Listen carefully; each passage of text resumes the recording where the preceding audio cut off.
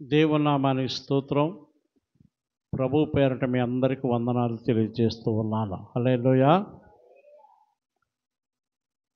యెహెజ్కేలు గ్రంథము 22వ అధ్యాయము 2వ వచనం. నరపుత్రుడా, ప్రాణహాని చేయు ఈ పట్టణమునకు నీవు తీర్పు తీర్చుదువా? దానికి నీవు తీర్పు తీర్చినలా అది చేయు హేయ క్రియలన్నిటినీ దానికి తెలియజేసి ఇలాగున ప్రకటింపవలెను. హల్లెలూయా. చిన్న ప్రార్థన చేసుకుందాం. పరిశుద్ధుడా నీకు స్తోత్రం. నిలువబడిన వాళ్ళను, ఎన్నిక లేని వాళ్ళను ఎన్నుకొని నీ శిలువ చాటును మరుగుపరిచి నీ ప్రజలతో మాట్లాడటానికి నా నోట్లో నీ మాటలు ఉంచి నీ జ్ఞానమునిచ్చి ఆయా పరలోకముల నుండి నీ మాటలను మాకు దయచేసి మేమందరము కూడా మమ్మల్ని మేము సరిచేసుకుని ఆత్మీయతలో బలం పొందుకొని నీ రాకడకు సిద్ధపాటు చేయమని నజరుడైన యేసయ్య నామములో అడిగి వేడుకొనుచున్నాం పరమ తండ్రి. ఆమేన్. కీర్తన భాగము 60వ అధ్యాయము. ఇది పెట్టుకోండి ముందు, యెహెజ్కేలు దగ్గర ఏదైనా పెట్టుకోండి గుర్తుగా. కీర్తన భాగము 60వ అధ్యాయము 1వ వచనములో ఏమన్నారు? దేవా, మమ్ము విడనాడి ఉన్నావు, మమ్ము చెదరగొట్టి ఉన్నావు. నీవు కోపపడితివి, మమ్ము మరలా బాగు చేయము అని ఇజ్రాయేలు ప్రజలు దేవుని దగ్గర మొరపెట్టుకొనుచు ఉన్నారు. యెహెజ్కేలుతో దేవుడు మాట్లాడుతూ ఉన్నాడు.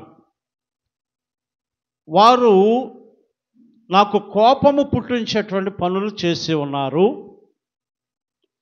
వారు అపవిత్రులైపోయి ఉన్నారు, కనుక నేను మళ్ళా వారిని సరిచేయ నిమిత్తము వారిని అందరినీ కూడా నేను చెదరగొట్టి ఉన్నాను అని ప్రభువు మాట్లాడుతూ ఉన్నారు. హల్లెలూయా. ప్రజలు మొరపెట్టుకుంటున్నారు, దేవుడు తన ప్రవక్త ద్వారా మాట్లాడుతూ ఉన్నాడు. అసలు వారిని చెదరగొట్టడానికి కొన్ని కారణాలు ఉన్నాయి. హల్లెలూయా. మన ఇంటిలో మన పిల్లల మీద మనం కోపపడటానికి, మన పిల్లలను కొట్టడానికి కొన్ని కారణాలు ఉంటాయి. దేవుడు కూడా యెహెజ్కేలుతో మాట్లాడుతున్నటువంటి మాట ఏది అనగా, నేను వారిని ఎందుకు చెదరగొట్టానంటే వారు అపవిత్రులైపోయారు కనుక మళ్ళా పవిత్రులుగా చేయ నిమిత్తము వారిని అందరినీ కూడా చెదరగొట్టా. వారు అపవిత్రులుగా మారటానికి చేసినటువంటి కార్యాలు ఏంటి అనగా, యెహెజ్కేలు గ్రంథము 22వ అధ్యాయం అంటారు, హేయ క్రియలన్నిటినీ దానికి తెలియజేసి ఇలాగున ప్రకటింపము. వారు నాకు వ్యతిరేకమైన కార్యాలు చేశారు, వాళ్ళు హేయమైనటువంటి కార్యాలు చేశారు. వారు చేసినటువంటి హేయమైనటువంటి కార్యముల వలన నాకు కోపము పుట్టింది, అందుకని వారిని చెల్లాచెదురు చేశాను అంటున్నాడు.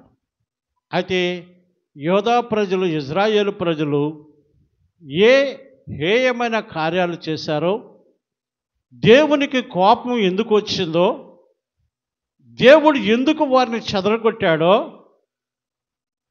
దేవునికి కోపం వస్తే ఏమేమి సంఘటనలు జరుగుతాయో అనేటువంటి 3 విషయాలను ఈ దినమున దేవుని యొక్క పరిశుద్ధ లేఖనముల నుండి మన అందరము కూడా పరిశీలన చేద్దాం. హల్లెలూయా. యెహెజ్కేలు గ్రంథము 22వ అధ్యాయము 3వ వచనం. ప్రభువైన యెహోవా సెలవిచ్చినదేమనగా, నీ కాలము వచ్చునట్లు నరహత్యలు చేయు పట్టణమా, నిన్ను అపవిత్ర పరచుకొనున్నట్లు విగ్రహములు పెట్టుకొని పట్టణమా, నీవు చేసిన నరహత్యల చేత నీకు నీవే నేరస్థాపన చేసుకుంటివి. హల్లెలూయా. దేవుని యొక్క జనాంగములో ఒకరంటే ఒక్కొక్కరికి పడట్లా, ఒకరి మధ్య ఇంకొకరికి ప్రేమ లేదు, ఒకరి మధ్య ఇంకొకరికి విధేయత లేదు. ఎక్కడ చూసినా కానీ కక్షలు, ఎక్కడ చూసినా కానీ అల్లర్లు, ఎక్కడ చూసినా కానీ క్రోధములు కలిగినట్లుగా ఈ దినాన క్రైస్తవులు జీవిస్తూ ఉన్నారు. ఆనాడు కూడా దేవుడు ఏర్పాటు చేసుకున్నటువంటి ఇజ్రాయేలు యోధా ప్రజల మధ్యలో సమాధానము లేనట్లుగా, సహోదరుల యొక్క భావము లేనట్లుగా వారందరూ కూడా బ్రతికి ఉన్నారు. వారిలో వారే పోట్లాడుకొనుచు, వారిలో వారే గొడవలు పడుచు, వారిలో వారే సహోదరులనే చంపుకున్నటువంటి స్థితిలో వారు కనిపిస్తూ ఉన్నారు. అందుకని అంటున్నాడు, నరహత్య చేసినటువంటి ఓ పట్టణమా, విగ్రహాలను పెట్టుకున్నటువంటి ఓ పట్టణమా, వీటి మూలంగా నాకు మీరందరూ కోపము కలిగిస్తూ ఉన్నారు. నా ప్రేమను ఎవరు కూడా పంచుకోవట్లేదు. నేను సృష్టినంతటిని కలుగజేస్తే ఆ సృష్టిని మీరందరూ ఆరాధిస్తూ ఉన్నారు, విగ్రహాలు పెట్టుకుంటూ ఉన్నారు. ఆ పట్టణం అంతా కూడా గలిబిలిగా ఉన్నది. ఆ పట్టణంలో నెమ్మది లేని స్థితి కనిపిస్తున్నది. అందుకని దేవునికి కోపం వచ్చింది. చదవండి. నీవు చేసిన నరహత్యల చేసా నీకు నీవే నేరస్థాపన చేసుకున్నావు. నువ్వు పెట్టుకునే విగ్రహముల చేత నిన్ను నీవే అపవిత్రపరుచుకుంటివి. ఎవ్వరో చేయలా. నీవు చేసినటువంటి క్రియలను బట్టి నీవే నేరస్తుడుగా నిలబడుతూ ఉన్నావు. నువ్వు చేసినటువంటి క్రియలు నీ తల మీదకే వస్తూ ఉన్నాయి. నువ్వు చేసినటువంటి హేయమైనటువంటి క్రియలు నీ కుటుంబం మీదకే వస్తూ ఉన్నాయి. ఎవరో చేయలా. దేవుడు ఎంతో జాలి కలిగినట్టు దేవుడు, క్షమించేటువంటి దేవుడు మన దేవుడు. కానీ నీ క్రియలు ఎలా ఉన్నాయి? దేవునికి అసహ్యమైనవి, హేయమైనవిగా ఉన్నాయి. నువ్వు ఏం చేస్తున్నావో అవే నీ తల మీదకి వస్తున్నాయి, నీకు నేరస్తుడిగా నిలబడుతున్నాయి అని అంటారు. ఇక్కడ అంటున్నారు, ఈ విగ్రహములను పెట్టి వాటిని ఆరాధించి పరిశుద్ధుడు అయినటువంటి నువ్వేమైపోయావో తెలుసా? అపవిత్రుడు అయిపోయావు. ఏమైపోయా? పవిత్రంగా జీవించవలసినటువంటి నీవు అపవిత్రుడు అయిపోయావు. 4:22 అంటారు, నీకు నీవే శిక్ష తెప్పించుకుంటివి. శిక్షా సంవత్సరములు వచ్చుటకు నీవే కారణమదివి. హల్లెలూయా. నీకు నీవే శిక్ష తెప్పించుకున్నావు. ఇంతకాలం అనగా కొన్ని సంవత్సరాల పాటు ఆ శిక్ష నీ మీదకు రావటానికి, నీ కుటుంబం మీదకు రావటానికి నీవే కారకుడవు.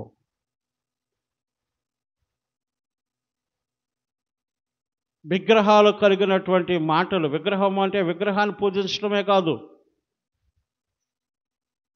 అబ్రహాముకు లేక ఒక కుమారుడు పుట్టాడు. హల్లెలూయా.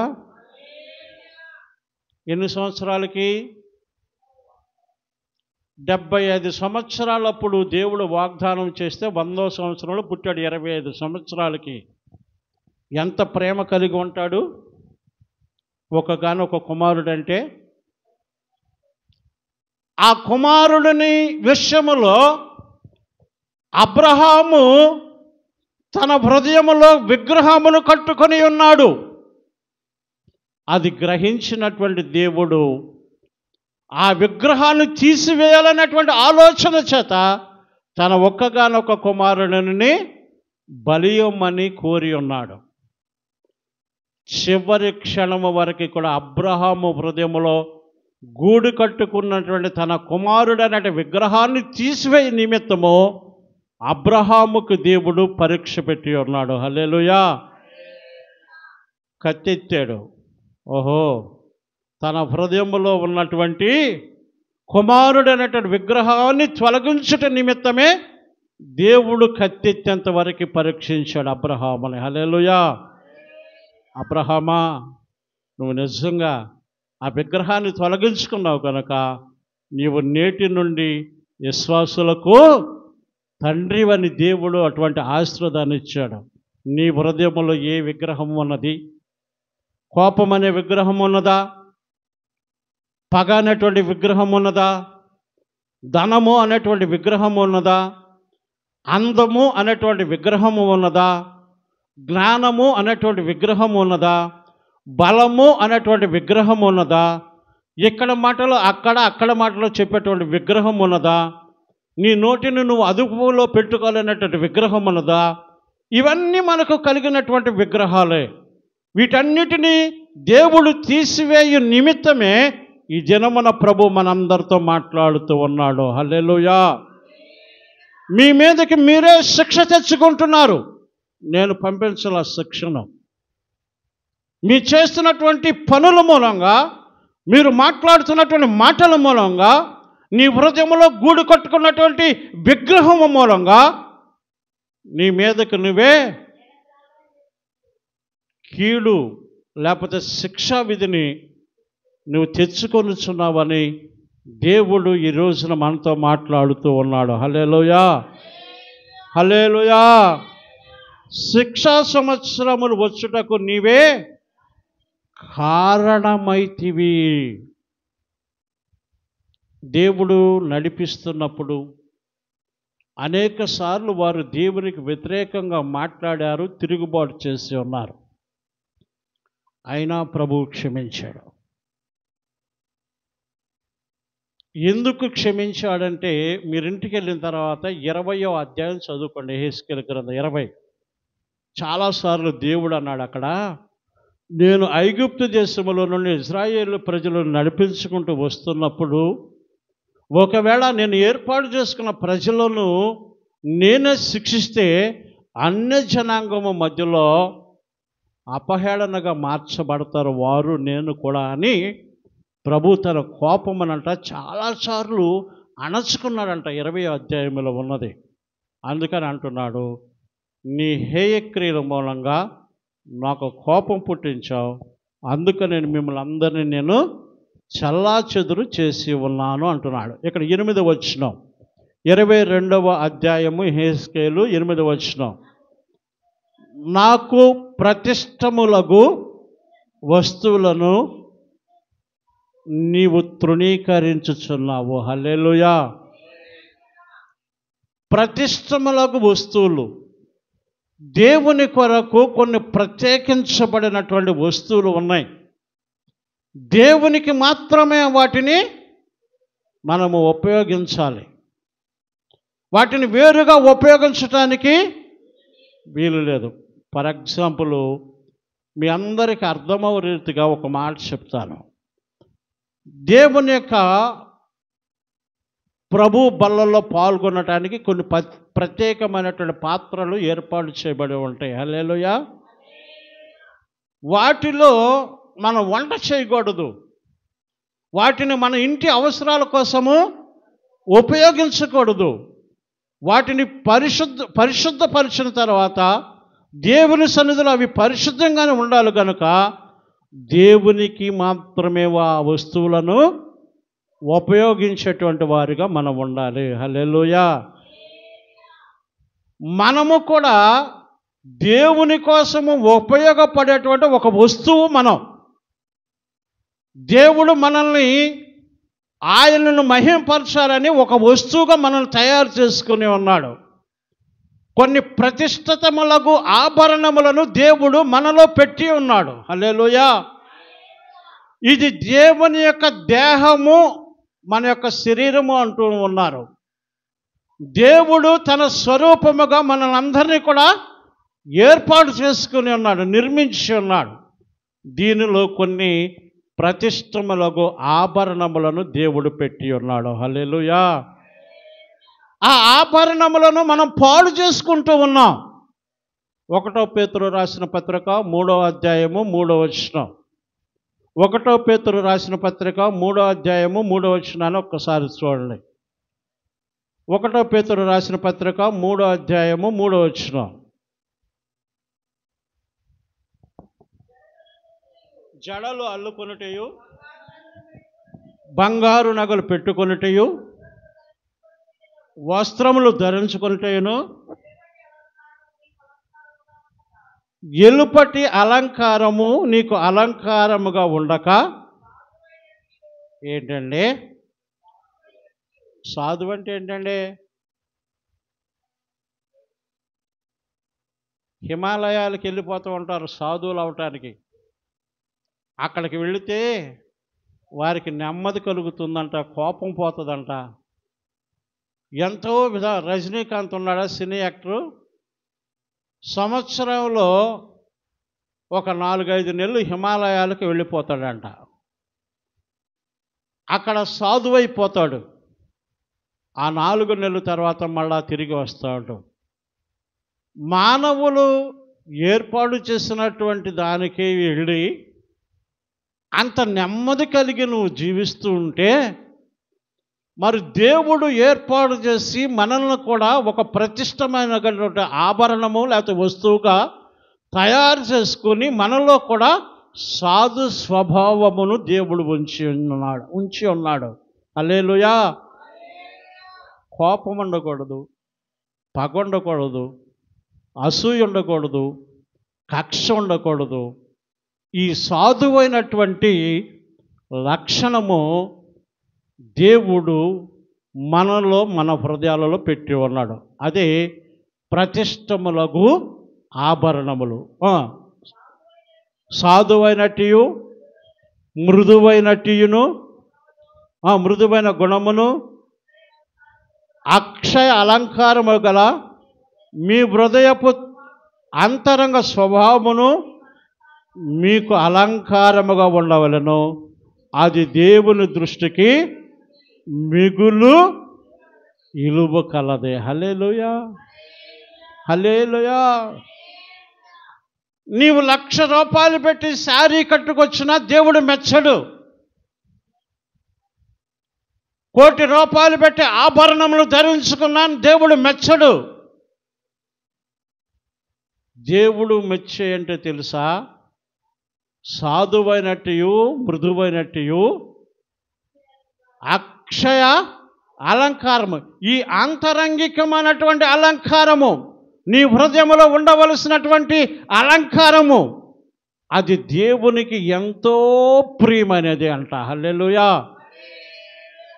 అటువంటి ప్రతిష్టములకు ఆభరణములను మనలో పెడితే మన వాటిని పాడు చేసుకుని ఈ లోక సంబంధమైనటువంటి ఆభరణముల కోసము ఆరాటపడుతున్నాం.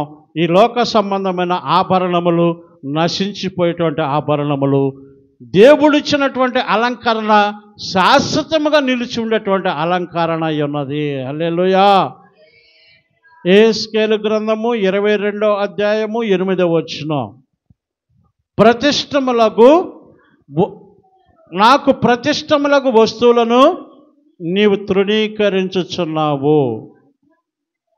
చాలు. నా విశ్రాంతి దినములను నీవు అపవిత్రపరుచుచున్నావు. హల్లెలూయా. దేవుని యొక్క పరిశుద్ధమైనటువంటి పునరుద్ధాన దినమును నువ్వు క్రమముగా పాటించకపోయినట్లయితే నీ విషయంలో దేవునికి కోపం వస్తుంది.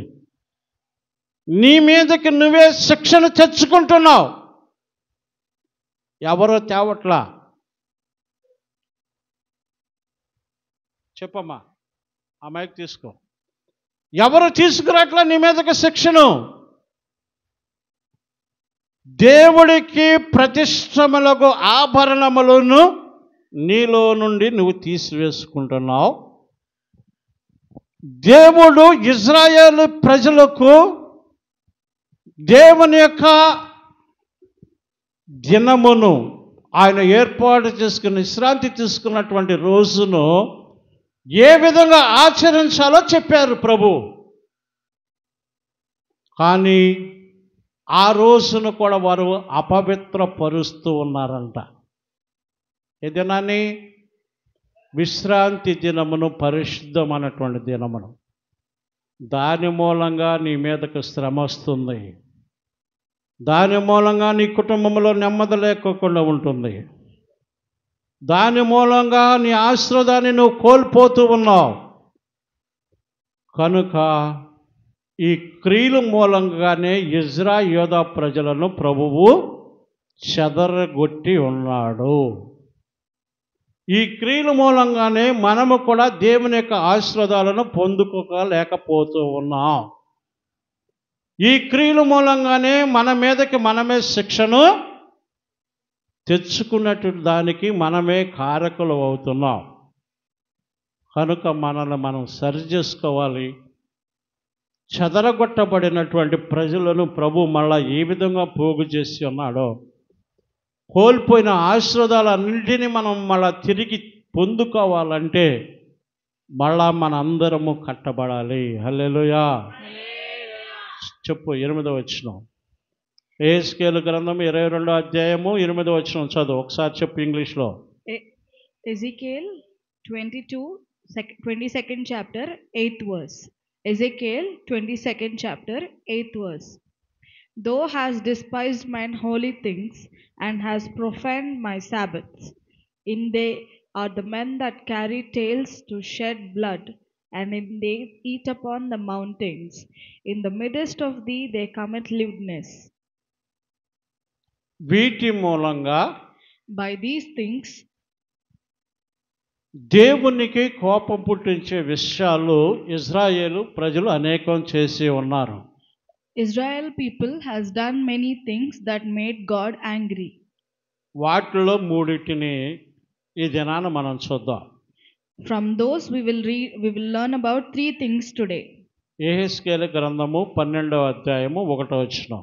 Ezekiel 12th chapter 1st verse. చదవండి. 12వ అధ్యాయము 1వ వచనం. లేకపోతే 2వ వచనం. నరపుత్రుడా, నరపుత్రుడా, తిరుగుబాటు చేయువారి మధ్య నీవు నివసించుతున్నావు. ఎవరు? యెహెజ్కేలు. ఈ ఇజ్రాయేలు ప్రజలు ఎటువంటి వారు తెలుసా? తిరుగుబాటు చేసేటువంటి ప్రజలు ఈ ప్రజలు. ఇప్పుడు కూడా చాలామంది దేవుని యొక్క సేవకులకు, దేవుని యొక్క మందిరానికి వ్యతిరేకంగా తిరుగుబాటు చేసేటువంటి క్రైస్తవులు ఉన్నారు. చెప్పాలండి. Even though in Ezekiel 12th chapter 2nd verse, Son of man, thou dwellest in the midst of a rebellious house which have eyes to see. God is saying to Ezekiel that these Israel people are very rebellious. And in today's world, there are so many people that are rebellious towards God. తిరుగుబాటు చేసే వారి గురించి మొట్టమొదట చెబుతున్నారు, వారు ద్రోహులు. About these rebellious people, they are telling that వారు చూడటానికి కన్నులున్నాయి కానీ వారు దేవునిని చూడలేరు. They have eyes to see, but they don't see God. వారు వినుటకు చెవులున్నాయి కానీ దేవుని యొక్క వాక్యమును వినలేరు. They have ears to listen, but they don't listen God's words. అందుకని వారి గురించి చెబుతున్నారు, వారు ద్రోహులు. That is why God is saying they are the rebellious people. చదవండి ఒక్కసారి. వారు ద్రోహులయ్యుండి చూచు కన్నులు కలిగియు చూడక ఉన్నారు, విను చెవులు కలిగియు వినక ఉన్నారు. అటువంటి జనాంగము మధ్యన నువ్వు ఉన్నావు. వారు ద్రోహులు, దుర్మార్గులు. Here in Ezekiel 12 chapter 2nd verse, which have eyes to see and see not, they have ears to hear and hear not, for they are rebellious house, and you are living in between them. వారు దేవుని యొక్క వాక్యమును వినే చెవులు కలిగి ఉంటే వారి మనోనేత్రములు తెరవబడతాయి. If they have ears to listen, but if they listen to God's words, their heart will be open, their souls will be open. వారు తాత్కాలికంగా దేవుని మందిరానికి వచ్చి కూర్చుంటారు కానీ వారి మనస్సును దేవుని సన్నిధిలో కుమ్మరించరు. They will come and sit in church of God, but they won't listen to God's words. అందుకని వారి గురించి దేవుడు ఇట్లా చెబుతూ ఉన్నాడు. That is why God is saying about those people like this. 11వ వచనం, 12వ అధ్యాయం 11వ వచనం. Ezekiel చెప్పను. ఎహెజ్కేల్ 12వ అధ్యాయం 11వ వచనం. చెప్పమ్మా. Ezekiel 12th chapter 11th verse. కాబట్టి వారికి ఈ మాట చెప్పు, నేను మీకు సూచనగా ఉన్నాను, నేను సూచించినది వారికి కలుగును, వారు చెరలోనికి పోయి దేశాంతర నివాసులగుదురు. హల్లెలూయా. వారు ప్రతిష్టములకు ఆభరణములను పోగొట్టుకుని They have lost their superiority. దేవుని యొక్క పరిశుద్ధమైనటువంటి దినమును సక్రమముగా ఆచరించకపోగా, And they have not followed the Sabbath properly. వారికి చెవులుండియు దేవుని యొక్క వాక్యము వినకోకుండా, Even though they had ears but did not listen to God's వారికి words. కనులుండియు దేవునిని చూడలేని స్థితిలో ఉండి, Even they had eyes but cannot see God. నాకు కోపం పుట్టించేటువంటి క్రియలు, హేయమైన క్రియలు వారు చేస్తున్నారు కనుక They are doing things that made me angry. వారినందరిని నేను చెదరగొట్టుతూ ఉన్నాను. That is why I am removing them all. ఈ మాట వారితో చెప్పు ఎహెజ్కేల్ అని ఎహెజ్కేలుకి దేవుడి మాటలు చెప్పి ఉన్నాడు. God is telling Ezekiel to tell the people about this. వారిలో ఒక్కడిని కూడా విడిచిపెట్టను. I won't leave anyone. ప్రధానులైనను, Even though they అధికారులైనను, are very great. పేరు ప్రఖ్యాతలు ఉన్నవారైనను, Even they had richness. వారందరిని నేను చెదరగొట్టబోతున్నాను. I will remove them all. అధికారి అయిన వాడు తన సామానును తానే మోసుకొని పోయేటువంటి పరిస్థితి రాబోతున్నది. If he has a superiority, he will carry them and he shall go. వాడు మళ్ళా తిరిగి రాడు, వాడు అదే ప్రాంతంలో మరణిస్తాడు. They will go and die in the same place. కనుక నీవి మాటలను ఇశ్రాయేలు ప్రజలకు తెలియజేయమని ఎహెజ్కేలుతో చెబుతూ ఉన్నాడు. God is telling Ezekiel to tell to the Israel people like ఒక this. అధికారికి సామాన్లు మోయటానికి అనేక మంది పనివారు ఉంటారు. For a superior person, there will be soldiers for him to carry కానీ people. వారు నాకు కోపం పుట్టించడం మూలంగా వాడి సామాన్లు వాడే మోసుకోవాలి. And they made me angry, so that they have to carry their own things now. గోడకు కన్నం కొట్టి To build a hole in the wall. ముఖము నేలను మోపి వాడు ఆ ప్రాంతానికి వెళ్ళవలసి ఉన్నది. అనగా ఏంటంటే దొంగతనంగా వెళ్ళాలని. They shall dig a wall and they shall dig a వాడకు hole. కన్నం కొడతామంటే రహస్యంగా దొంగతనంగా వెళ్ళాలని. And they have to go secretly to the other place. నన్ను ఆరాధిస్తున్నప్పుడు వాడు చక్కగా నిజాయితీగా తల ఎత్తుకుని ఉన్నాడు. When they praised me, they were very rich and superior. They lifted నన్ను their heads. విడిచిపెట్టి హేయమైన క్రియలు చేయటం మూలంగా And after they left me, వాడు తల నేలను మోపుతూ ఉన్నాడు. they dwelt their head down. వాడు మళ్ళా తిరిగి రాడు, They shall not come back. వాడు అక్కడే మరణిస్తాడు They shall die only there. అని అంటున్నాడు. ఇక్కడ 14 వచనం చదవండి.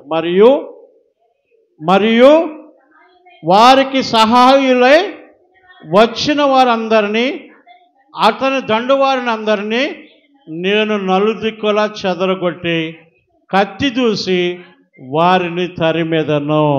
చదవండి. Ezekiel 12th chapter 14th verse. And I will scatter toward every wind all that are about him to help him, and all his bands, and I will draw out the sword after them. ఎక్కడ నలుదిక్కుల చెదరగొట్టి Towards every wind కత్తి దూసి I will draw the sword. వారిని తరుమెదను. I will scatter them. ఎక్కడికి తరుముతానో తెలుసా? Do you know where will he వారిని scatter? అన్య జనాంగము మధ్యలోనికి నేను తరుముతాను. Between all the people that అన్య are gathered. జనాంగము వీళ్ళని ఏం చేస్తారు తెలుసా? శ్రమల పాలు చేస్తారు. To those unbelievers will get problems. వారికి కలిగినటువంటి శ్రమలను బట్టి వారు నేనే నిజమైన దేవుడని తెలుసుకోవాలి. By the problems they get, they shall believe I am the only God. అని దేవుని యొక్క ప్రణాళిక అయి ఉన్నది. హల్లెలూయా. That is what God's order is. హల్లెలూయా. తప్పిపోయిన కుమారుడి స్టోరీ మనందరికీ తెలుసు. The one who was left, we know the story. తప్పిపోయిన కుమారుడి స్టోరీ మనందరికీ తెలుసు. About the son who was lost, we know about the story. తనకు ఉన్న వ్యయమంతా కూడా ఖర్చు పెట్టుకున్న తర్వాత, even though there are thousands of people, తినటానికి తిండి లేక they had no food. పందుల పొట్టు తింటున్నప్పుడు, they were eating pigs food. పందులు తినే ఆహారం తింటున్నప్పుడు, while they were eating pigs food, అతని మనోనేత్రములు తెరవబడి ఉన్నవి. his eyes were opened. మళ్ళా తిరిగి దేవుని దగ్గరకు వచ్చాడు. And later he came back to మళ్ళా God. తిరిగి దేవుని దగ్గరకు వస్తున్నాడు అని తెలుసుకుని తండ్రి గొప్ప విందు చేశాడు. ప్రశస్తమైన వస్త్రములను అతనికి ధరింపచేసి ఉన్నాడు.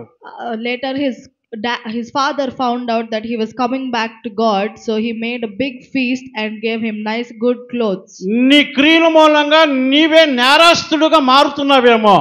Maybe because of your own things you're becoming low. నీ ఆలోచన మూలంగా నీ మీదకి నీ కుటుంబం మీదకి నీవే శ్రమ తెచ్చి పెట్టుకుంటున్నావేమో.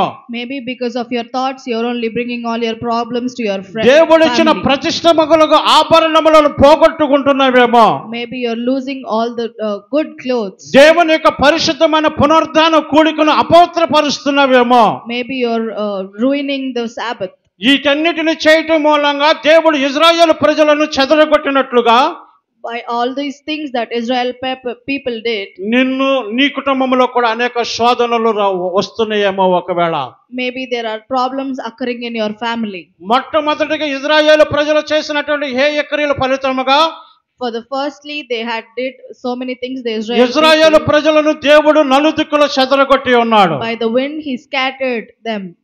హల్లెలూయా, హల్లెలూయా.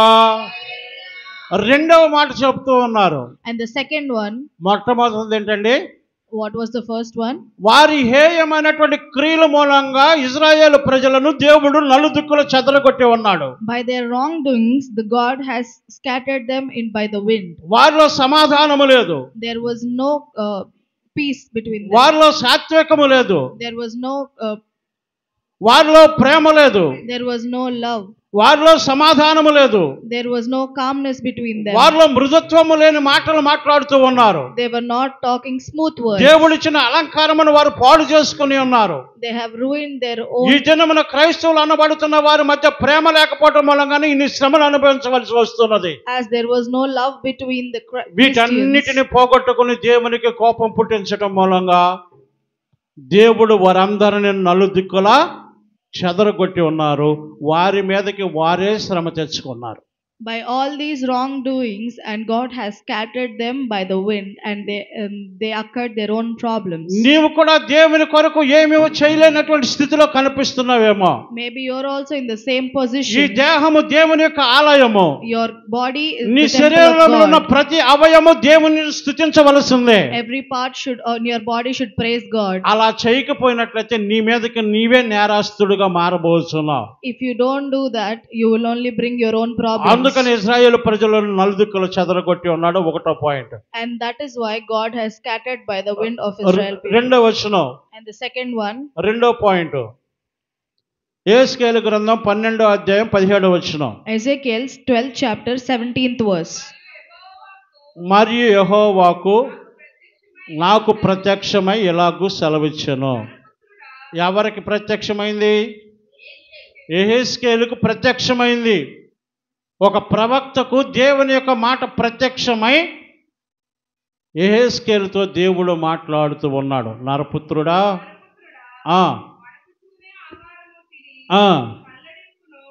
తల్లడింపును చింతయు కలిగి నీళ్లు త్రాగి దేశములోని జనుకులాగు ప్రకటింపుము. యెరూషలేము నివాసులను గూర్చియు ఇజ్రాయేలు దేశమును గూర్చియు ప్రభువైన యెహోవా సెలవిచ్చున్నదేమనగా, దానిలోనున్న కాపురస్తులందరూ చేసిన బలాత్కారమును బట్టి దానిలోనే సమస్తమును పాడైపోవును గనుక చింతతో వారు ఆహారము తిందురు, భయభ్రాంతులతో నీళ్లు త్రాగుదురు. నేనే యెహోవానై ఉన్నానని మీరు తెలుసుకున్నట్లు కాపురపు పట్టణములు నిర్జీవములుగా ఉండుచు దేశమును పాడగును. ఇజ్రాయేలు ప్రజలు చేసినటువంటి హేయక్రియల మూలంగా వారు నెమ్మదితో ఆహారం తింటలేదంట. వారు నెమ్మదితో ఆహారం తింటలేదంట. ఎట్లా తింటున్నారు? చింతతో వణుకుచు, తమ యొక్క నోటి దగ్గర ఉన్నటువంటి ఆహారంని ఎవరన్నా శత్రువులు వచ్చి లాగేసుకుంటారేమోనని, తమ యొక్క నోటి దగ్గర ఉన్నటువంటి నీరుని ఎవరైనా శత్రువులు వచ్చి లాగేసుకుంటారనేనని భయముతోనూ చింతతోనూ వణుకుతోనూ వారు ఆహారమును తీసుకుంటూ ఉన్నారంట. Ezekiel 12th chapter 17th verse. Moreover, the word of Lord came to me, saying, Son of man, eat thy bread with quaking, and drink thy water with trembling and with carefulness. And say unto people of the land, Thus saith the Lord God of the inhabitants of Jerusalem and the land of Israel. They shall eat their bread with carefulness, and drink their water with astonishment. And her land may be desolate from all this that is therein, because of the violence of them that dwell therein. ఇక్కడ అంటున్నారు, దానిలో ఉన్న కాపురస్తులందరూ. Here they are saying those people of the land చేసిన బలాత్కారమును బట్టి దానిలోనే సమస్తమును పాడైపోవును. మనుషులు చేస్తున్నటువంటి పనుల మూలంగా దేవుడు కలుగ చేసిన సృష్టి అంతా పాడైపోతుందంట. ఏంటండి? మనుషులు చేస్తున్నటువంటి పనుల మూలంగా దేవుడు కలుగ చేసినటువంటి సృష్టి అంతా పాడైపోతుందంట. By people's wrongdoings, all that God has created is getting ruined or wasted. పాడైపోవటం మూలంగా వర్షాలు కురవట్లేదు. And because of which is ruined, there are no rains. వర్షాలు లేకపోవటం మూలంగా పంటలు పండట్లేదు. Because there is no rain, there is no harvest. పంటలు లేకపోవటం మూలంగా పశువులకు ఆహారం లేదు. Because there is no harvest, మనుషులకు ఆహారం లేదు. animals and people are not having food. త్రాగుటకు నీరు కూడా దొరకనటువంటి పరిస్థితి వస్తూ ఉన్నది. And there was no water to drink. And దేనిని బట్టి? ఆ దేశములో ఉన్న దేవుని యొక్క పిల్లలు చేసినటువంటి బలాత్కారం అనేటువంటి కార్యములను బట్టి ఆ దేశము పాడైపోయింది. By whatever the people's wrongdoings are, that is why we will occur all these situations. పాడైపోవటం మూలంగా కొద్ది ఆహారమే ఉండటం మూలంగా, and because after it is ruined, there ఆ is only some రోజుకి food. సరిపడినటువంటి ఆహారమే వారి చేతుల్లో ఉండటం మూలంగా There was only food that was only sufficient for a day. అప్పుడు వారు ఏడుస్తూ కన్నీరు కారుస్తూ చింతపడుతూ ఆ గుప్పుడు మెతుకులను మాత్రమే వారు తింటున్నారంట. They were crying and they were putting tears and they were shaking and eating their bread. ఆ రోజుకి కావలసినటువంటి నీరు మాత్రమే వారి దగ్గర ఉండటం మూలంగా There was only water that is sufficient for a day. మనము పుష్కలమైన ఆహారము తిన్నాము, మన ఇష్టం వచ్చినట్లుగా నీరు ఉపయోగించుకున్నాము, ఈ దినమున ఇట్టి స్థితి కలిగినదని భయాక్రాంతులై ఆ నీటిని తాగుతూ ఉన్నారంట. Back in days we had so much of food and so much of water, and that is why they are remembering and they are crying and eating. అందుకని అంటున్నారు ఇక్కడ, దాని మూలంగా పశువులు చచ్చిపోతాయి. And that is why here it is saying ఆకాశ animals will be పక్షులు dead, చచ్చిపోతాయి, all the birds will be dead, జలచరాలు చచ్చిపోతాయి, the fishes or sea మనుషులు animals, చచ్చిపోతారు, people will also die. ఆ దేశము నిర్జీవముగా మార్చబడుతుంది అంటున్నాడు. The land will be wasted. అటువంటి స్థితి రాకముందే, before that situation has occurred, సమయము ఉండగానే before there is time left, మనం అందరము కూడా దేవుడిచ్చినటువంటి ప్రతిష్టములకు ఆభరణములను ధరించుకుని we shall put on good clothes that God has దేవుని given యొక్క us. పరిశుద్ధమైనటువంటి పునరుద్ధానమును ఒక క్రమముగా జరిగించేటువంటి వారిగా ఉండాలి. We shall do the Sabbath in a proper way. దేవునిని సంతోషపెట్టేటువంటి వారిగా ఉండాలి. We shall be like God. We should make God happy. నీ హృదయములో ఏ యొక్క విగ్రహము గూడు కట్టుకుని ఉన్నదో ఆ విగ్రహాన్ని కూల్చివేయాలి దినాన. We shall remove all the idols that are in our heart. అవన్నీ కూడా దేవునిని సంతోషపరిచేటువంటివి. These are all that make God happy. ఇశ్రాయేలు ప్రజలు ఈ క్రియలు చేయటం మూలంగా మొట్టమొదటగా వాళ్ళందరినీ చల్లాచెదురు చేశారు.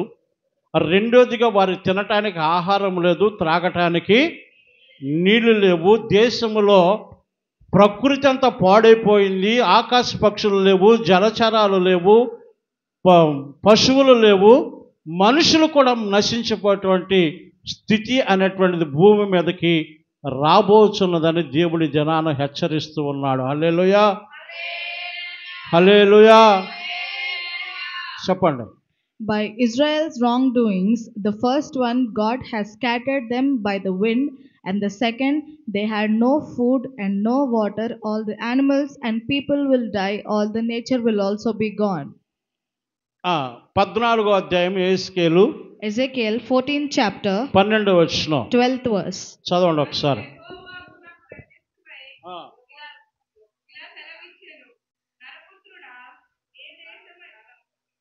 అదే చదవండి.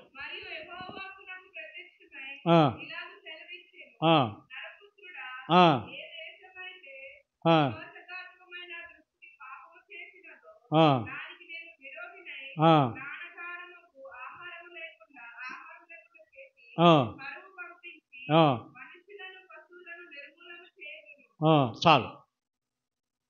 Ezekiel 14th chapter 12th verse.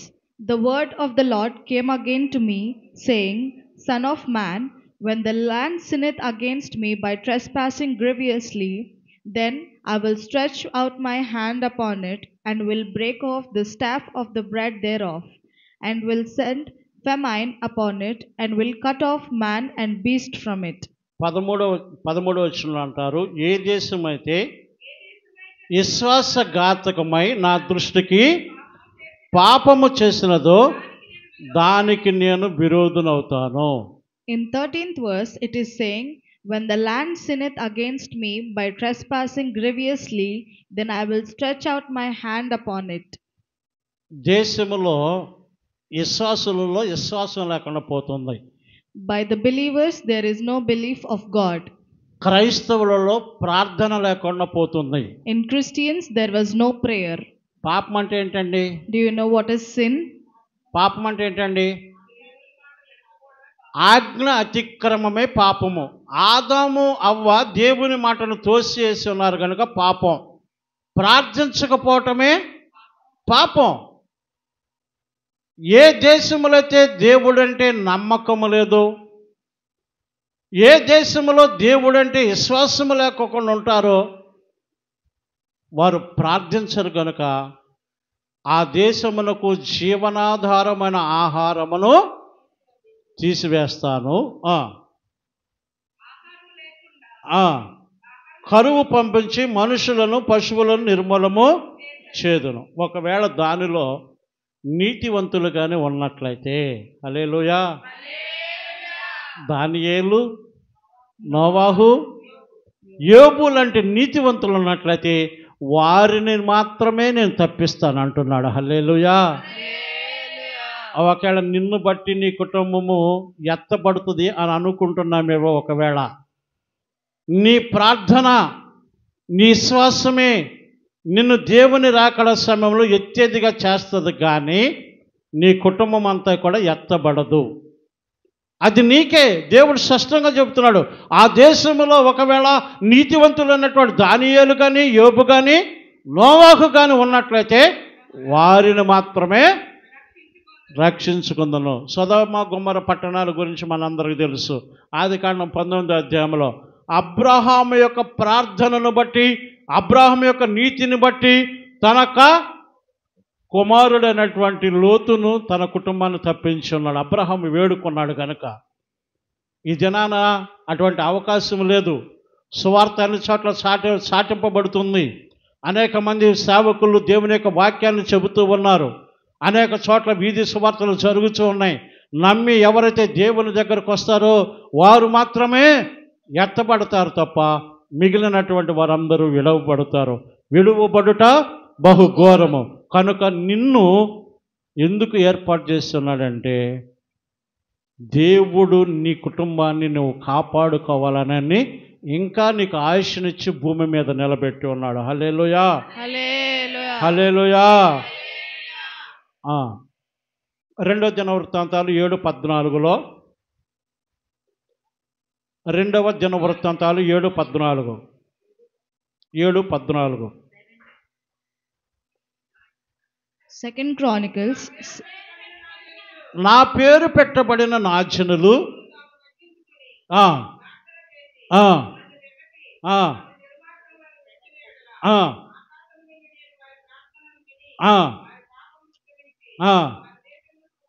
హల్లెలూయా. దేశము మీదకి మనమే శ్రమ రప్పిస్తూ ఉన్నాం. దేశము మీదకి మనమే నెమ్మది లేకుండా చేస్తూ ఉన్నాం. అందుకన్నాడు నా పేరు పెట్టబడిన నా జనులు. మనం ఎవరి పిల్లలమండి?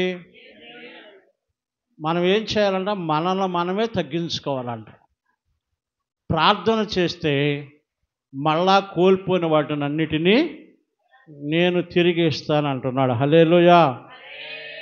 యెహెజ్కేలు గ్రంథము 16వ అధ్యాయము 17వ వచనం.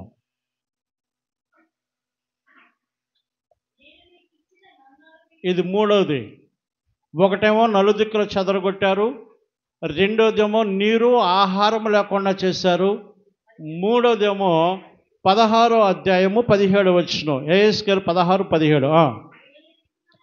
నేను నీకు ఇచ్చిన బంగారువియు ఎండియునైనా ఆభరణములను తీసుకుని నీవు పురుష రూప విగ్రహములను చేసుకొని వాటితో వ్యభిచరించితివి. హల్లెలూయా. ఎవరికిచ్చారు బంగారము? ఎవరికిచ్చారు వెండి? ఏంటంటే మాట్లాడరు? బంగారం ఎవరికిచ్చారు? ఎండి ఎవరికిచ్చారు? అయితే మీరు దేవుడి యొక్క వాక్యం చదవట్లా. ఇజ్రాయేలు ప్రజలను దేవుడు ఐగుప్తు దేశములో నుండి తీసుకుని వస్తూ ఉన్నప్పుడు ఇజ్రాయేలు యొక్క ప్రజల యొక్క శ్రమను ఐగుప్తులు దోసుకున్నారు కనుక దేవుడు అన్నాడు, మీ శ్రమకు రెట్టింపైన ఆశీర్వాదము నేను ఇస్తాను. వారి బంగారము వారి వెండిని అడిగి మీరు తీసుకుని రమ్మన్నాడు. నిర్గమకాండము 3వ అధ్యాయము 11వ వచనంలో ఉంటుంది ఆ మాట. తీకండిలే. నిర్గమకాండం 3వ అధ్యాయం 11వ వచనంలో ఉంటుంది. వారి బంగారమును వారి వెండిని దేవుడు ఇజ్రాయేలు ప్రజలకు అప్పగిస్తే ఆ వెండి బంగారమును చూసి వీరేం చేశారు? ఒక దూడను తయారు చేశారు. హల్లెలూయా. సంఖ్యాకాండంలో 32వ అధ్యాయం అనుకుంటా, మోషే ఏమైపోయాడో మాకు తెలీదు, మా ముందు నడవటానికి ఏదో ఒక రూపమును చేయమని అహరోను మీదకి వెళ్ళారు ఇజ్రాయేలు ప్రజలందరూ. అప్పుడు ఇజ్రాయేలు ప్రజలతో అహరోను మాట్లాడాడు, దేవుడు ఐగుప్తు దేశంలో మీకు బంగారమును ఎండిని ఇచ్చున్నాడు కదా, మీ భార్యలకును మీ పిల్లలకు ఉన్నటువంటి వెండి బంగారమును తీసి నాకు అప్పగించమని అన్నాడు. దాన్ని అగ్నిలో వేశాడు. ఒక దూడ రూపం వచ్చింది. నీవే మా దేవుడు అని దానికి మొక్కుతున్నారు ఇజ్రాయేలు ప్రజలందరూ. దానికి నమస్కారం చేస్తున్నారు, దానికి పండుగలు చేస్తున్నారు, దానికి వారాలు ఆచరిస్తూ ఉన్నారు. అందుకనే దేవుడు ఇక్కడ అంటున్నాడు, నేను మీకు ఇచ్చినటువంటి బంగారం అనగా పరిశుద్ధత, వెండి అనగా విమోచన, ఈ రెండిటిని మీరు పాడు చేసుకుంటూ ఉన్నారు. నేను పరిశుద్ధుడను కనుక మీరు కూడా పరిశుద్ధంగా ఉండాలని మీ అందరి నిమిత్తము నేను శిలువ మ్రాను మీద మరణించి ఉన్నాను. మీకు ఇచ్చిన పరిశుద్ధతను పాడు చేసుకుంటున్నారు. నేను మిమ్మల్ని ఇజ్రాయేలు ప్రజలలో నుండి ఐగుప్తు దేశం నుండి దాసత్వములో నుండి మీకు విముక్తి కలగజేస్తే మళ్ళా మీరు ఏం చేస్తున్నారు తెలుసా? ఆ దాసత్వపు కాడి క్రిందకే వెళ్ళాలని మీరు కోరుకుంటూ ఉన్నారు. కనుక ఈ విషయాల మూలంగా అందుకని అన్నాడు, వాటిని చేసుకుని వాటితో వ్యభిచరించిరి, మరియు నీ విచిత్ర వస్త్రములను తీసి వాటికి ధరింపజేసావు. నేను నీకు ఇచ్చాను వస్త్రాలు, నువ్వు వస్త్రాలు తీసుకెళ్ళి ఏం చేస్తున్నా? వాటికి ధరింప చేస్తున్నావు. విలువ కలిగినటువంటి వస్త్రాలను నీకు ఇచ్చాను, వాటిని నువ్వు ధరింపజేసాను. నా తైలమును నా ధూపమును ఏం చేస్తున్నారంట? తైలమును ధూపమును వాటికి అర్పించి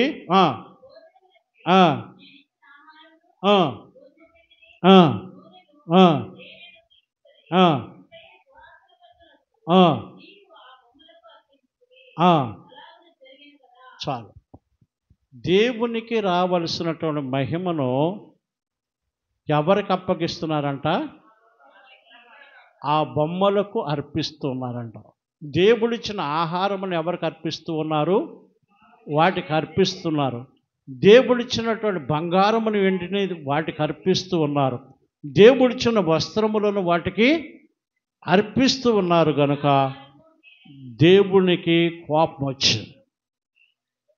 ఇప్పుడు అంటున్నారు 23వ వచనంలో 23, ఎంతగా చెడుతనము జరిగించినందున నీకు శ్రమ, ఇదే ప్రభువైన యెహోవాకు.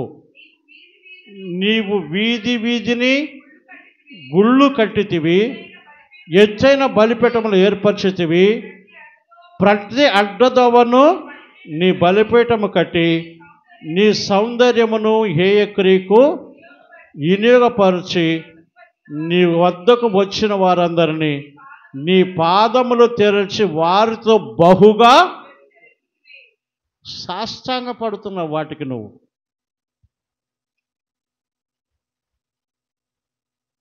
నీ ఆహారం వారికి ఇస్తున్నావు, నీ శ్రమ వారికి ఇస్తున్నావు, ప్రతిష్టమగులకు ఆభరణములు వాటికి ఇస్తున్నావు. కనుక నీ మీదకి ఇటువంటి శ్రమలు వచ్చినాయి అన్నాడు. 21:1 లాస్ట్. ఇంకా 21:1 ఏ శ్రమ వచ్చిందో చూద్దాం. 7 వచనం చదువు. 1 కాదు 7, 21:7. నీవు నిట్టూర్పు విడిచెదవని వారు నిన్ను అడుగగా నీకు శ్రమజనము వచ్చుచున్నదన్న దుర్వార్త నాకు వినబడినది, అందరి గుండెలు కరిగిపోవును.